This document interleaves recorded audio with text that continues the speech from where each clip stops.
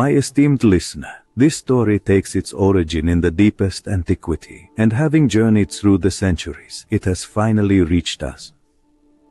Passed down by word of mouth, through countless ages and generations, it ultimately arrived at the palace of a great and most wise ruler. Over time, this story took the form of a book, and passed down through generations. It has reached our days, and that is why this story was told through the mouths of animals, to hide its true meaning from the ignorant. And only those who are able to understand will see its true essence. But for those who possess reason, this story is not merely a simple tale. It is a profound battlefield for the mind and a true test of intellect, where each individual can truly put their own abilities to the test. My dear philosopher, please tell me a story about how a strong and lasting friendship can be completely ruined by the malicious interference of a cunning and envious person. Oh, my great sovereign, yes, there is such a story, and it is indeed called The Lion and the Bull. Once upon a time, in the distant past, within one of the many provinces of your vast kingdom, there lived a very wealthy merchant who was blessed with 2 sons. And his sons, with the passing of time, eventually reached the age of maturity, but not a single one of them, despite their age, ever managed to acquire a trade, a craft, or any truly respectable occupation.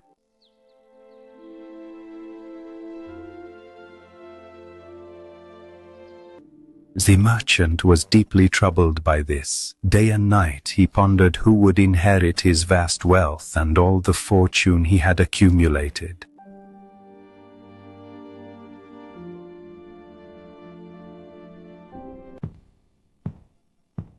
Go to my sons and tell them that I have an urgent desire to see them.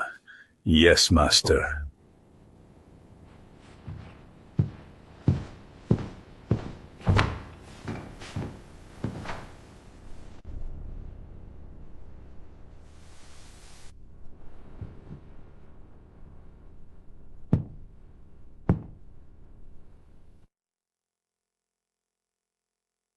Father, the servant said that you wanted to see us.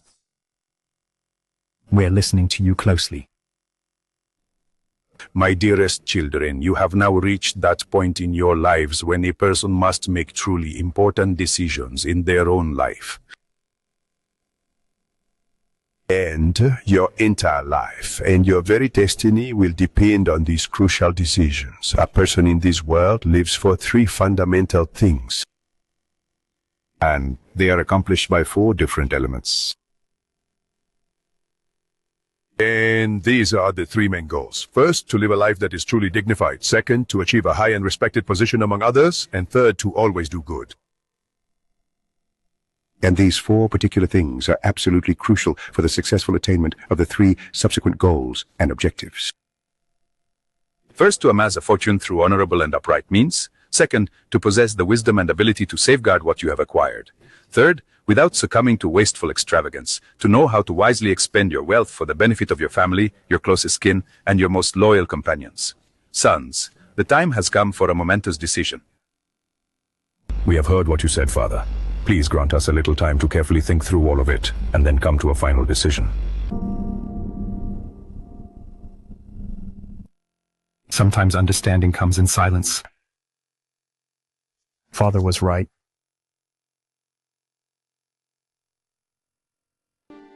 One of the sons decided it was time to start his own journey. He took his merchandise and then departed on his way.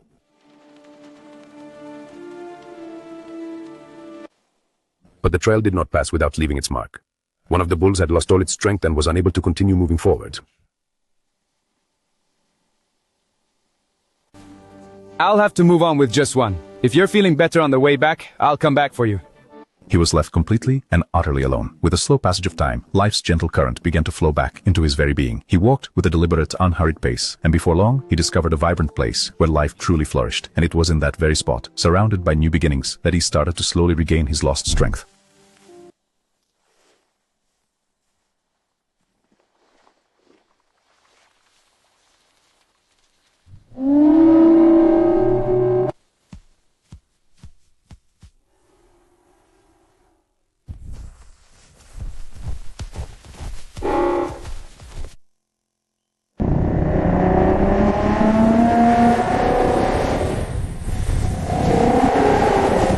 and suddenly he heard the sound of a loud bull's bellowing.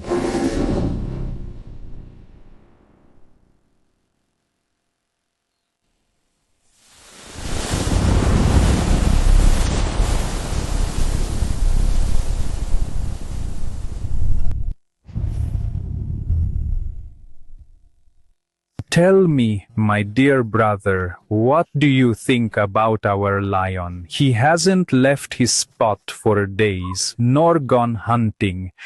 Why are you meddling in affairs that don't concern us?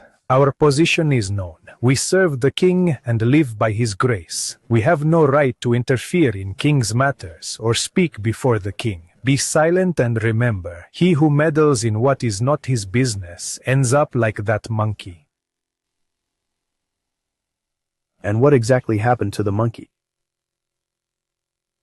It is recounted that one day a monkey in the forest happened to see a carpenter who was sitting astride a long log, much like a horse, and was in the process of splitting it with the aid of two wedges. The carpenter would remove one wedge, then advance it further into the newly split section of the log, and then extract the other one that had become loose. In this manner, he steadily progressed with his task. The carpenter was then compelled by an urgent necessity to temporarily abandon his work. He paused for a moment and then moved a little further away from that particular spot. Upon seeing this, the monkey decided to involve itself in a matter that truly did not concern it. It then sat down upon the log, just as the carpenter had, but not truly understanding what it was doing. It soon found itself in trouble. The moment the monkey sat down on the log, its testicles slipped right into the crack of the split wood. Unaware, the monkey pulled out both wedges and got stuck in the split log, losing consciousness. And so, until the carpenter eventually made his way back, she continued to lie there, within the hollowed-out log, in a deep state of unconsciousness. When the carpenter returned and saw her, he quickly put an end to her. That's why they say, a carpenter's work is no job for a monkey. I heard the entire story that you recounted to me, and I completely understood everything you were trying to communicate. But you know, those who aspire to approach the king aren't merely thinking of filling their stomachs. You can fill your stomach anywhere. No, such a person approaches the king primarily not for food, but for glory and position, which delights friends and frustrates foes. Those whose sole concern is their own belly fall into the category of mere animals, my friend. Just as a dog delights in a bone and is perfectly content with that, so too do such individuals find joy in any meager handout. To readily accept so little is a clear sign of moral destitution and spiritual stinginess. I have heard your arguments, and I understand them fully, but you must be prudent. Every individual has their designated place and their proper station in life. We are not of the appropriate standing to aspire to positions of great authority. If we can live our lives in peace and remain completely unharmed, then that is quite sufficient for us. I hear what you're saying, but we are deserving of a much higher standing and a more significant office, and we should not be settling for any low position. What exactly do you intend to undertake? I want to seize this opportunity and go to the lion. He is now filled with fear and doubt. Perhaps by offering him some counsel, I might be able to calm him down, and in doing so, I could manage to establish a friendship with him. What makes you think the lion is in a state of fear and doubt? I comprehend this fully, with my own mind, and through careful observation, the truly intelligent, by outward signs, can perceive what's hidden deep within one's behavior and their gaze. You have never served kings. You have never been to royal banquets. So tell me, how then, in that situation, do you expect to get a position with the king? A significant and a responsible undertaking, no matter how arduous or inconvenient it might become, cannot truly wear down a strong and steadfast individual. Neither migration nor loneliness can ever truly break an intelligent person. They will always find a way out and successfully cope with any situation. Let's assume you somehow managed to befriend the lion, but tell me by what means and on what grounds would you ever obtain a position from him? If I am fortunate enough to get close to him, my first step will be to study his character in depth. I will show him genuine respect and make sure to fulfill all his desires. I would restrain him from any harmful or ill-considered actions and dissuade him from anything that might bring him harm.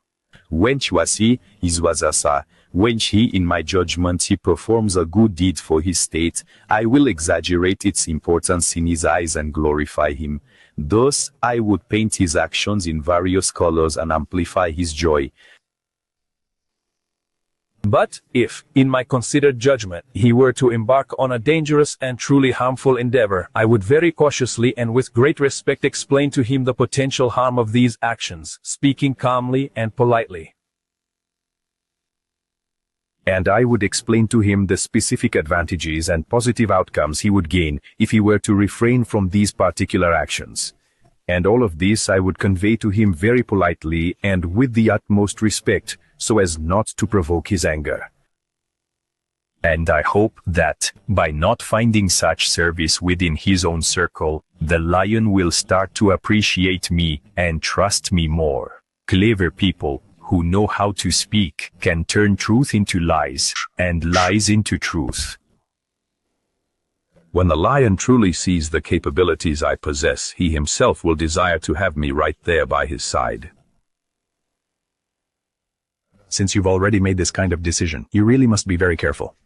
Friendship with kings is a truly dangerous business. There is an ancient proverb that says there are three things which only fools and madmen would ever dare to undertake. The first is to befriend kings. The second is to sample poison just to test its taste. The third is to share all your deepest secrets with a woman. Intelligent people compare kings to a very high mountain, upon whose slopes grow both delicious fruits and sharp prickly thorns. But on that mountain live tigers, wolves, lionesses, and other predatory animals. To ascend there is extremely difficult and dangerous, but to remain there is even more terrifying and perilous. Everything that you are saying is absolutely true. However, anyone who is afraid of facing danger will never ever manage to achieve their goals. Those who lack strength of will and sound judgment are not able to manage three things: serving monarchs, engaging in maritime trade, and fighting against the enemy. May the Almighty grant you aid in achieving all your aspirations, but when it comes to this specific matter, you must not depend on me.